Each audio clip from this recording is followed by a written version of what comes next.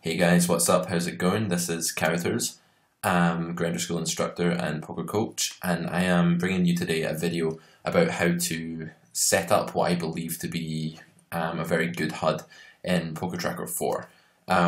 People used to use HUDs loads, and people still do use HUDs loads, but I think it's talked about somewhat less frequently than it was maybe a few years ago. Poker theory is moving so fast, as you guys know, and the games are getting tougher and tougher to beat as you move up in stakes. And I think that getting exactly the right balance of HUD stats is something that we maybe have neglected as a poker community for the last year or two at least. So the stats that I've actually decided upon in the HUD that I'm going to show you today are, some of them are standard, you know, like VPIP, Preflop raise, the very standard things that almost every grinder will have in their HUD, and of course you can't do without. But a lot of them are going to be perhaps stats you've never come across before, stats that are not even prevalent in a pop-up HUD most of the time. If you're a big HUD geek, you may have come across them, you may have incorporated them already. But the point is that a massive part of the poker world have simply not using a few stats that I think are like really useful and can actually give you a fair edge over your competition, all else being equal, just because you learn little things in common situations, pre-flop and post-flop, from these stats that can actually just allow you to eke out a lot of profit over the long run by adjusting your frequencies in different ways and just adjusting your strategy, again, I'll stress, in very common situations. So these are recurring stats once you will build up enough data to use, especially in smaller population pools. But yeah, these are just stats that I don't think you can do without, but most people do without them, in a nutshell. So let me just bring up PokerTracker 4. If you're using Hold'em Manager instead, I think that most of these stats, if not all of them, will have equivalents in that software, but I use PokerTracker 4. I believe it to be the best tracking software available today, the most user-friendly, and the most sort of powerful and thorough as well. And I'm on a Mac, so Hold'em Manager is not currently an option for me. Anyway, how do we set up a HUD, first of all? I'll just show you guys. So up here at the top of PT4, you have File, Configure, Database, HUD, Tools, etc. If you go into HUD here, you have two things, HUD Options and HUD Profiles. HUD Options takes care of things like when the HUD shows up and the placement of it and that kind of thing on your table. HUD Profiles is just about what is the profile of your HUD, what stats as your HUD comprised of. So I'm going to show you how I've laid it out. I've got 4 lines here, and the first 2 lines are all for pre-flop stats, and the second 2 lines are all for post-flop stats. I think it's important to divide your HUD in this way, just so your brain can very easily learn a process of scanning the top half of your HUD for all pre-flop situations, and then scanning the bottom half for all post-flop situations. What you'll find is that in your subconscious mind, your eyes just do that automatically, and it maybe saves you like a second or two sort of looking for the right stat. I haven't color-coded this HUD, but I also definitely recommend color-coding your own HUD so that you just know exactly what stat you're looking at when you glance at it. You might want to use color ranges for some stats, but for other stats, I have a very sort of visual mind, so in my head, a color can represent a certain concept or stat or theme in anything more or less, as long as I've learned that that color translates into that stat or concept. So I definitely recommend color coding all this. I haven't done this here, but you can do that on your own up here at the top right.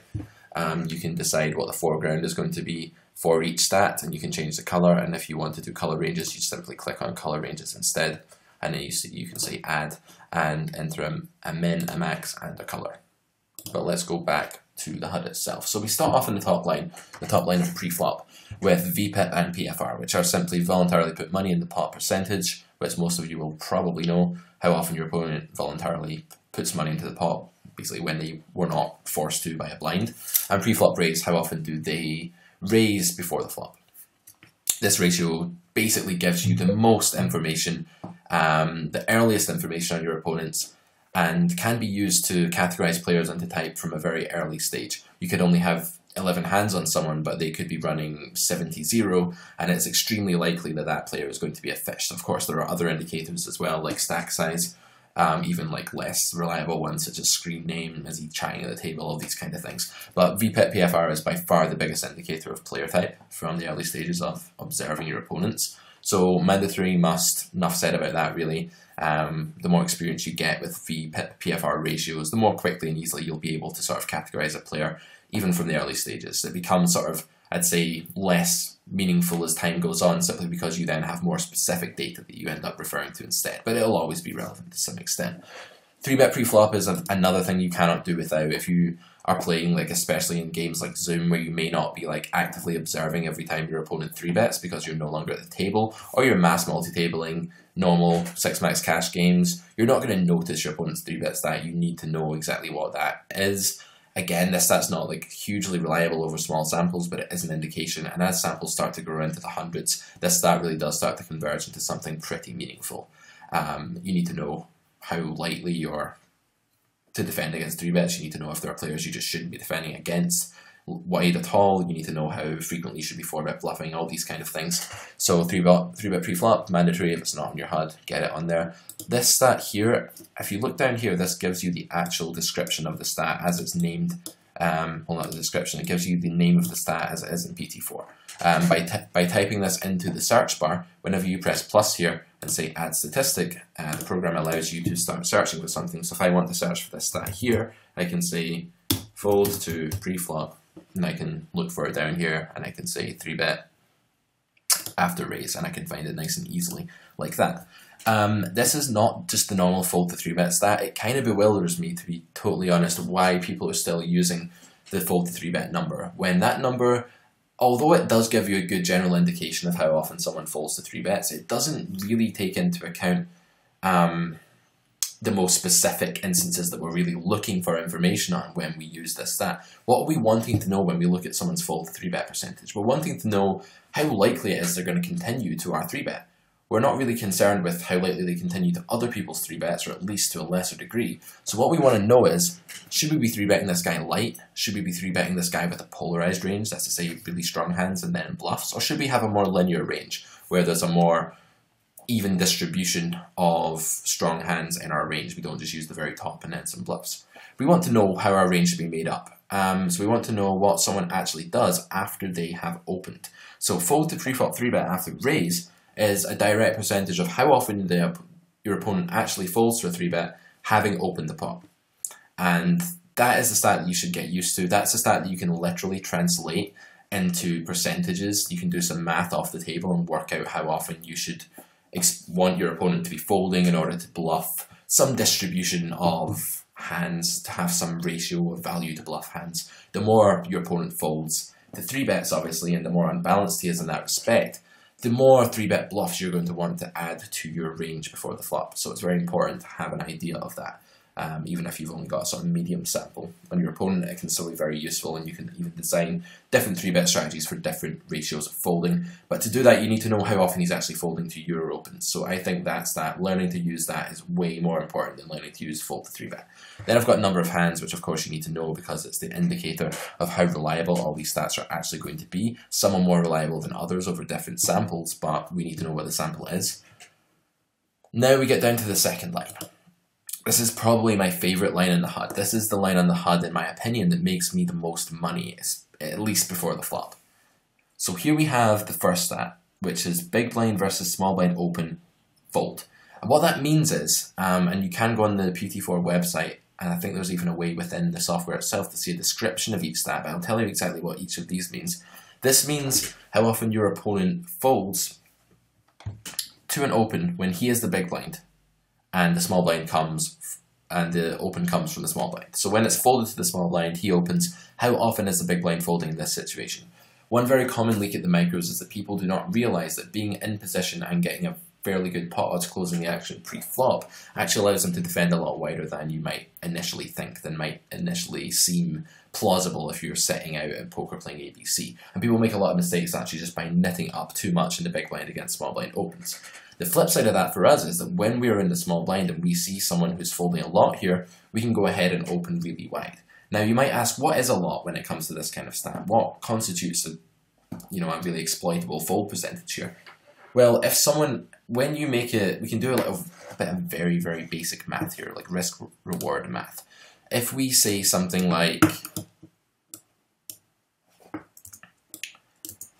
let's say that we are opening, let's say that our opponent's folding, let's say that we're opening 2.5 times the big blind, right, which seems like a normal kind of steal percentage to use here. If that's the case in the small blind, let's say the blinds are 1 and 2, and let's say the blinds are 15 and 1, and we've got 0.5 already invested in the small blind, and we are going to open to 250. So what we're putting into the pot there is $2, 2 big blinds extra in order to open there. And what we're trying to take down is a pot that's already 1.5. We've already got 1.5 in there from the small blind and the big blind, 0.5 and 1 respectively. So if we're risking 2.5 to win 1.5, the way we work that out is that we divide our risk into the risk plus what we're trying to win.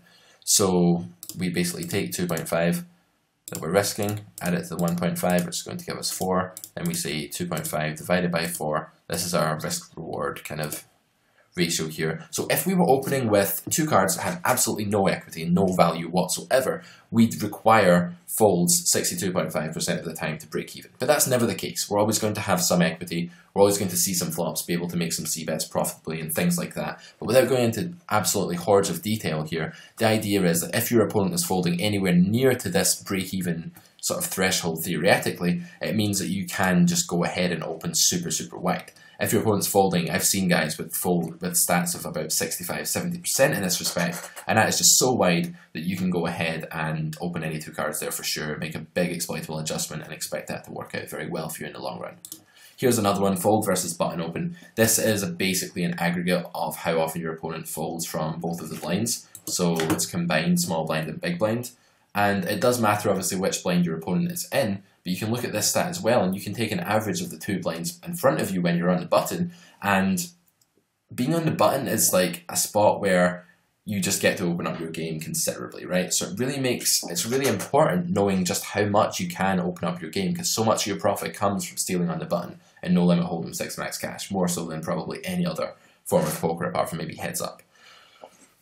So this stat here, fold versus button open, is absolutely imperative. We need to be able to look at the 2 blinds and know how often they're folding overall. Again, you can use similar math to what I just did there, but you want to do a combined fold percentage. So you need both players to be folding a certain amount. Little trick here, if the small blind folds 80% and the big blind folds 80% on average, then what you can do there is you can times those by each other. So you can say 0.8, 80% times 0.8, gives you 64% combined fold percentage. So they'd both be folding 64%. Again, that's going to be way over our threshold for like a small open there. We can open any 2 cards if they're both folding 80%, nice and easy. That's the sort of math behind it. That stat is very useful, and that's how you combine it with a little bit of theory. I'll leave you guys to work on that on your own a bit more. Then we have attempt to steal. I think this stat's important just because it shows you how positionally aware someone is. This is maybe the least useful stat in the entire HUD, if I'm honest. It tells you how often your opponent opens from the small blind, button, and cutoff combined. Still pretty important. 4-bet pre-flop is good as well, but bear in mind, as you reach a higher named bet, let's say, so when you get to like 4-betting, you do need a much bigger sample for this stat to be meaningful. If you want to know how often someone makes a 2-bet or a pre-flop raise, then all you really need is a smaller sample to get a rough idea of that. With 3-bet percentage, you need an even bigger sample because the spot occurs less frequently, therefore you need a bigger cachet of hands for it to be relevant. And with 4-bet, you need it to occur even more frequently still. So 4-bet percentages, what's an average amount there? Sort of 12-13% is kind of what you'd normally expect from a regular.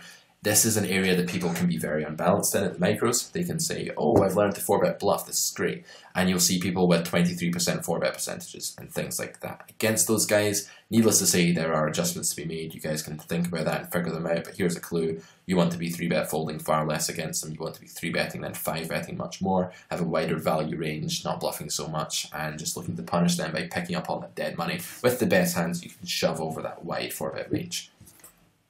Here's the next stat, fold to pre-flop 4-bet after 3-bet. If you've got one of these habitual 3-bet monkeys just attacking you every time you open the pot, you can look to have a more exploitable 4-bet range by bluffing a lot more combos against them, a lot more hands against them than you would ordinarily.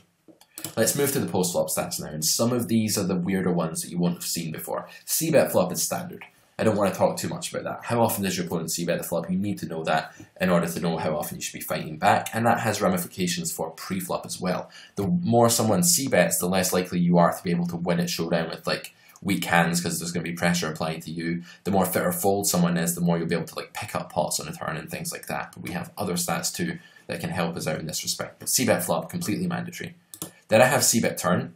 And again, people see more flops than they do turns, they see more turns than they do rivers. So these three stats here, as you move from left to right, you need a much bigger sample for these stats to be meaningful. C-bet flop can become meaningful after a couple hundred hands, or at least a rough guide. C-bet turn and river are going to take more, sort of closer to like 1,000 plus hands to become meaningful. Obviously, C-bet river is going to be the one you need the most hands on, because people fold before the river sometimes, the rivers get seen less frequently than turns, and all that sort of stuff. These stats are really good when you're calling down. You might not know very much about a regular, about the way he plays, so you might want to structure your ranges so that you're just sort of you're playing this kind of pyramidal game, like a pyramid shape where you call lots of hands on the flop, less hands on the turn, and less in the river, just to keep yourself balanced if you're against an unknown, perhaps. But when you've got these stats, you can start to shift those ranges in different exploitative directions. Oh look, this guy c-bets the river way, way less than he's c-betting the other streets. There's like a big drop there, or he stops bluffing, so I can just start over-folding the river, and that means fold more hands than would otherwise be optimal in order to exploit my opponent there. And that's like a pretty cool use of those stats, but bear in mind you need a bigger sample. Fold to flop c-bet is very, very important as well. You can just go nuts against people that play 2-fit or fold on the flop. You can make small c-bets, giving yourself a great price to pick up the pot. That stat probably needs a bit more than the c-bet stat. It needs to be meaningful because people tend to raise more pots than they do call. In general, not with fish, but in regular games, the fold to c-bet stat will need a bigger sample because the situation won't have arisen as much. This one here, raise flop c-bet, is important when you c-bet and you get raised and you want to figure out a range to defend with. Some guys will they'll be so unbalanced that they only raise the nuts in that kind of situation. Other guys will raise just sort of willy-nilly, not really caring how much equity they have, just to simply re-steal the pot. So you need to know who those guys are. That stat is very important.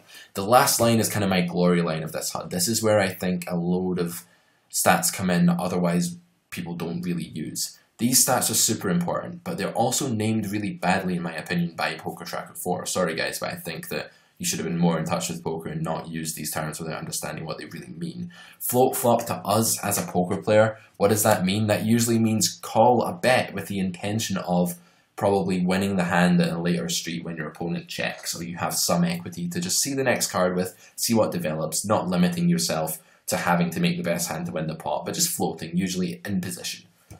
Float flop to PokerTracker 4 means something slightly different. Well, it's only really half of that meaning I just gave.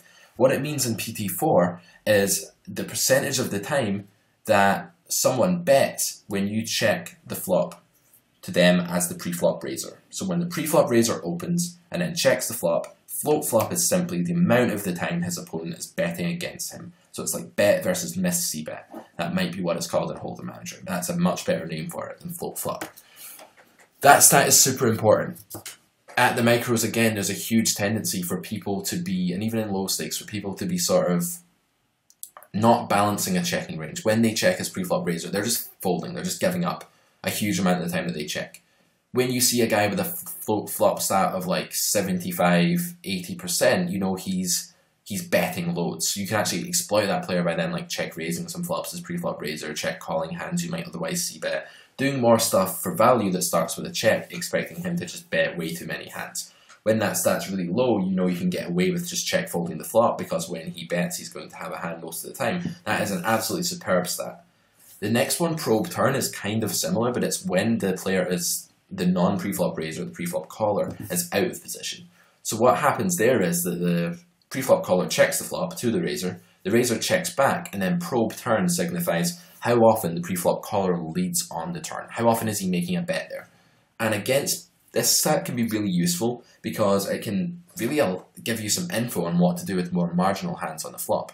You might have like second pair with like a weak backdoor draw or something like that. You might be deciding, should I bet for thin value / protection, or should I check? And often the answer to that kind of question depends on what you're going to do on the turn and what your plan is. Are you going to call down 2 streets? Are you going to start folding?